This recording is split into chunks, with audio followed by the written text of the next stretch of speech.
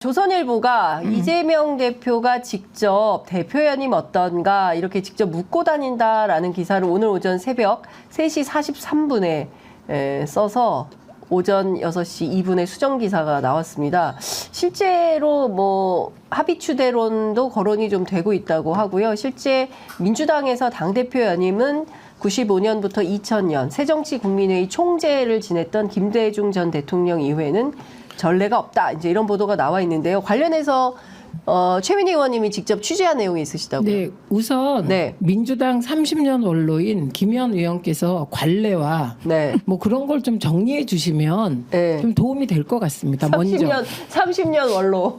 맞습니다. 30년 원로. 아니, 그러니까 말씀대로예요. 그러니까 김대중 대통령은 했고 그 뒤에는 사실은 저희가 선출을 했기 때문에 그렇게 선출된 경우는 없는 거죠. 그러니까 근데 이제 지금 이재명 대표께서 총선을 승리를 이끌고 그다음에 무도한 검찰 독재 공화국의 탄압이 이제 계속 진행 중이고 그래서 그러면 대표의 역할을 어떻게 할 거냐 이런 얘기들이 많고 특히 당원들이 대표가 연임을 하는 게 이 시기에 그 윤석열 정권과 맞짱을 뜰 수 있는 유일한 대안 아니냐 그런 요구가 굉장히 높아서 저는 대표가 연임으로 가는 게 맞다 이렇게 보고 있어요. 네.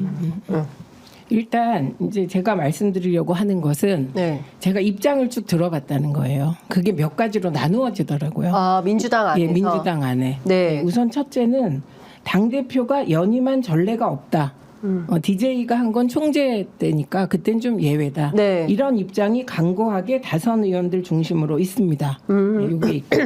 두 번째는 하면 안 된다라는 입장이 이재명 대표를 사랑하는 의원들 사이에 있어요. 그거는 뭐냐면 이게 과거의 경험이기도 하고 당대표가 그러니까 대권 후보가 당대표를 같이 겸임했을 때 대한민국 국회에서 야당 대표가 성과를 낼 수 있는 가능성이 낮다고 보는 거예요. 그러니까 대권 차라리 이러느니 정권 교체로 가고 공부도 하고 이러면서 준비하는 게 낫지 않겠냐. 이건 정말 대표를 걱정해서 하는 요 한 그룹이 있고요.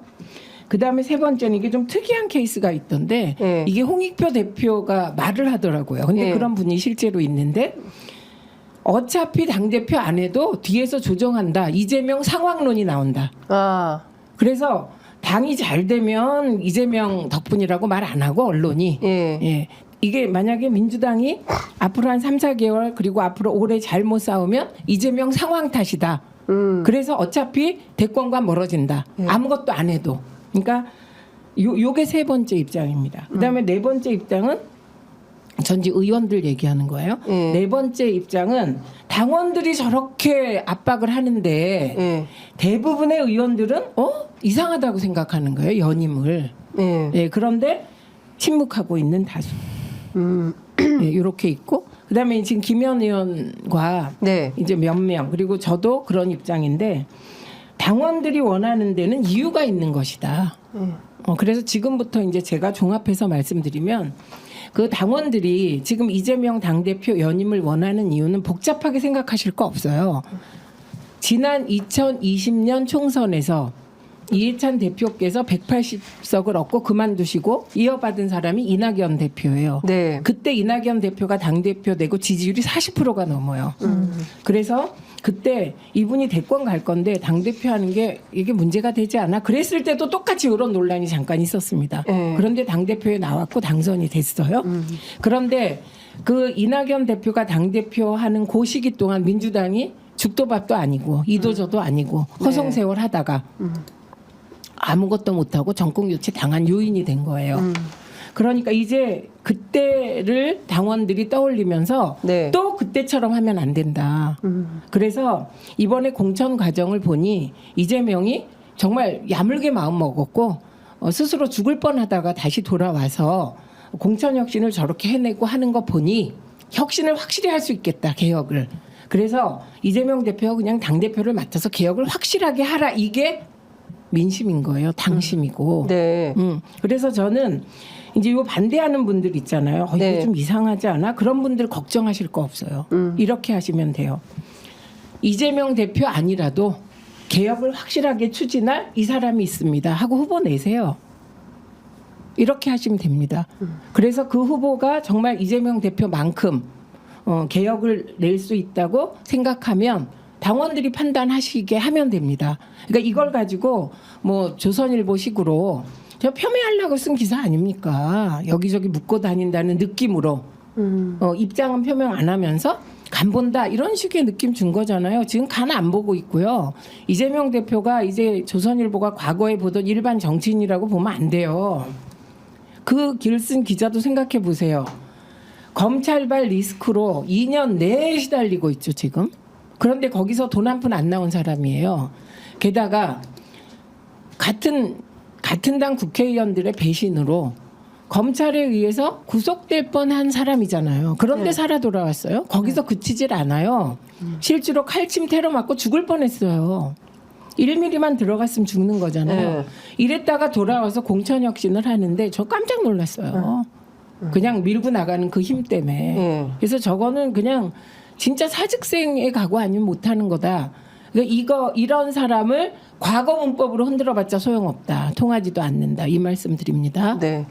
그러니까 지금 뭐 당내에 이런저런 논란이 있는 모양이죠. 그러니까 논란이라기보다 제가 말씀드렸잖아요. 논란이 수면으로 못 올라온다고. 아, 그러니까 지금 왜냐하면 너무 당심이 강해서. 그러니까 여러 의견들이 있긴 하다. 의원들 사이에 이런저런 의견들이 있다. 이게 논의의 중심은 아닌 것 같은데요. 그러니까 지금 해야 될 안에서는? 것은 제가 보기에는 민주당이 뭐 방금 저희가 앞 순서에서도 말씀드렸지만 이제 최혜병 특검법이 21대에서 22대로 이제 넘어가는 이제 중요한 이제 징검다리 5월, 6월이 될 거기 때문에 그다음 김건희 특검법 종합특검 그게 쟁점인 거죠, 사실. 근데 사실 그 얘기 좀 제가 여쭤보려고 했어요.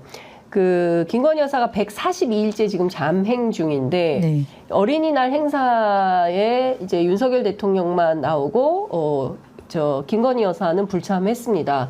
그 앙골라 대통령이 왔을 때, 루마니아 대통령이 왔을 때도 비공개로 일정을 따로 한 거죠. 그리고 투표도 또 혼자 가서 따로 한 거고. 그러니까 비공개 일정이 이제 계속 이어지고 있는데 일각에서는 밤의 여왕이다. 관저 정치한다. 안 나타나지. 그러니까 국민 눈에는 안 보이지만 그는 여전히 움직이고 있다. 이제 이런 얘기들이 이제 나오고 있는 거죠. 반면 김혜경 여사가 22년 2월인가요? 이후에 처음으로 이재명 대표하고 어린이날 행사 굉장히 그 달달한 행사였다라고 우리 이제 작가가 얘기를 해주던데, 그러니까 이런 것들도 좀 지켜봐야 되는 거죠. 중요한 거는 특검 정국이다. 어떻게 보세요?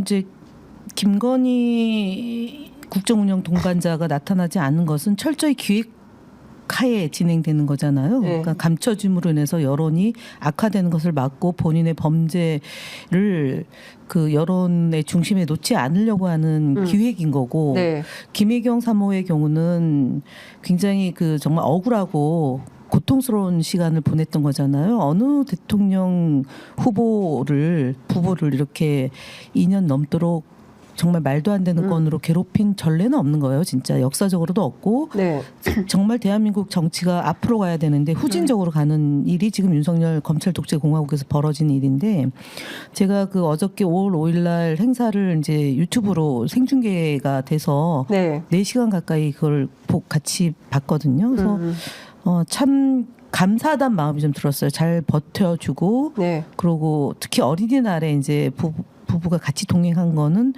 굉장히 이제 아이들도 좋아하고 학부모들도 좋아하고 선생님들도 좋아하고, 그러니까 아이들의 미래가 밝아야지 대한민국 미래가 밝다라는 메시지까지 나와서 그 이제 전면적으로 공개 일정을 같이 한 날이 어린이날로 잡아서 했다는 것도 되게 이제 의미가 있다고 보여지고, 그래서 김건희 여사가 나타나지 않는 것과 김혜경 사모님이 이제 등판한 것을 이제 같이 놓고 본다면 김건희 여사도 이제 등판할 날이 머지 않았다고 보여집니다. 검찰 포토라인에 서겠다는 거 아닙니까? 네, 검찰이 그러니까 뭐 이제 그 이원석 검찰총장이 이제 신속한 수사를 지시했지만 또 거부하면 또 서면 수사 가능성도 있다. 저는 서면 조사 가능성도 있다. 이제 이런 얘기가 나와서 그 뭐 어떻게 될지 지켜봐야 될 것 같고요.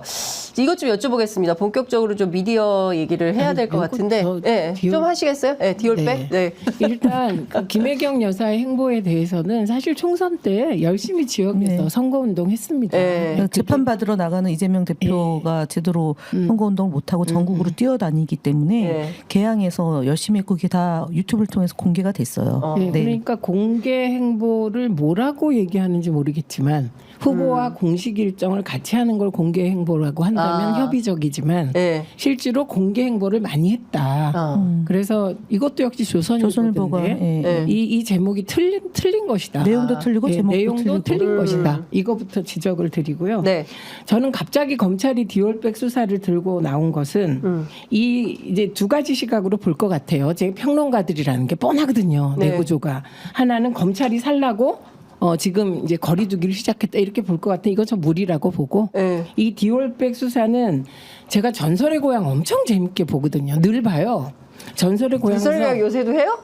있어요. 저기 들어가면 네, VOD 제가 엄마가 그래요? 또 좋아하셔서 둘이 앉아서 보는데 구미호를 특히 제가 늘 봅니다. 구미호. 예, 왜냐하면 구미호 그 편이 효도와 구미호의 그 신엄한 능력과 영묘함이 나와서. 근데 구미호가 딱 나타날 때 갑자기 마른 하늘에 벼락이 쫙 쳐요. 그럼 사람들이 띠용 그래갖고 혼미해지거든요. 바로 그 장면이 연상되는 거다. 디올백이 이게 사실은 섹시한 주제예요. 그리고 사람들이 동영상으로 본 주제예요. 그러니까 이목을 집중시키기에 좋은 거예요. 그래서 검찰이 디올백 수사에 들어간 것은 저는 일종의 컨틴전시 플랜일 가능성이 더 크다. 나머지를 덮기 위한. 저는 그런 쪽으로 봅니다. 아직은 그 검찰총장이 무슨 검찰 조직을 살리기 위한 대의로 그것도 일종의 대의잖아요. 그걸로 차별화를 할 시기는 아니다. 네, 이렇게 보고 그리고 이제 그러니까 우리의 당원들이나 지지자들 사실 저를 포함하여 가진 게 별로 없는 사람들은 흐름을 빨리 읽습니다. 그래야 먹고 살잖아요. 근데 검찰은 워낙 기득권이 있기 때문에 흐름을 가장 늦게 알아도 늦게 반응한다. 이렇게 생각하시면 될 것 같고 아까 관저 정치라고 말씀하셨잖아요.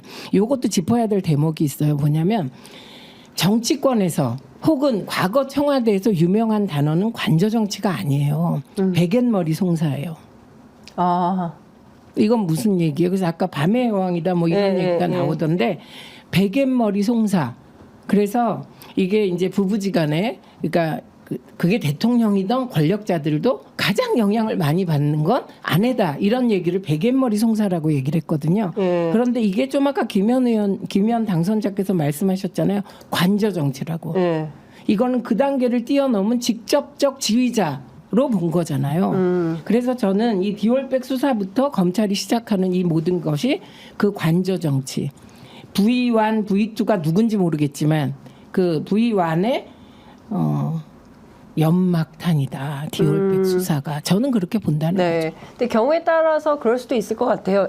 워낙 말씀하신 대로 민감한 이슈여서 이걸 하나 공을 딱 던지고 중요한 건 사실은 도이치모터스 주가 조작으로 무려 23억이나 되는 수익을 얻었다는 사실이 재판 과정에서 드러났는데 검찰이 제대로 수사하지 않았다라는 것이고 또 하나는 양평고속도로와 관련된 거죠. 느닷없이 종점을 왜 변경을 해서 무슨 이익을 얻고자 거기에 또 땅 산 사람도 있지 않습니까? 동작의 후보였죠. 그 장모 변호사. 변호사. 우리 조심해야 돼요. 또 당선인들인데. 당선인 근데 아니어도. 고발 많이 해요. 국민의힘에서 저희 프로그램 모니터링을 굉장히 세게 해서 바로바로 걸어요. 그러니까 조심해서 장모 변호사. 하여튼 그런 것들을 보아할 때 중요한 포인트는 특검으로 밝힐 수밖에 없다. 왜냐하면 검찰이 그동안 너무 수사가 미진했기 때문에. 그랬더니 이 문제는 22대 국회 원내대표가 뽑혔지 않습니까? 근데요, 지난주에. 기자님 죄송한데 사람들이 흔히 도이치모터스 주가 조작 관련한 김건희 의혹, 그다음에 양평 고속도로 김건희 처가 의혹 이렇게 얘기하잖아요. 근데 이게 핵심은 김건희 의혹이 아니에요. 윤석열 대통령 의혹이에요. 왜냐하면 처가 의혹이 아니에요. 본인 대통령 본인이라고. 우리가 흔히 최혜병 특검을 얘기를 할 땐 본인 문제고 나머지는 처가와 아내 문제라고 하는데 정확히 도이치모터스 주가 조작 건도 이게 어느 시점에 경찰의 수사를 막은 검찰력 그게 누군가 이 지점에서 대통령 본인의 의혹과 맞닿아 있는 거고 네. 양평 고속도로 의혹도 이게 국토부 의혹 아닙니까? 결국 의혹으로 가면 그럼 그 당시에 그 시기에 이제 권력 이행기 그 시기에 그러면 국토부가 알아서 했겠냐? 누가 했겠냐? 네. 이것도 처가 의혹이고 아내 의혹이지만 결국은 당시에 당선인 의혹으로 가는 거예요. 본부장이라고 얘기했던 본부장. 거잖아요. 본부장 본인과 부인과 장모.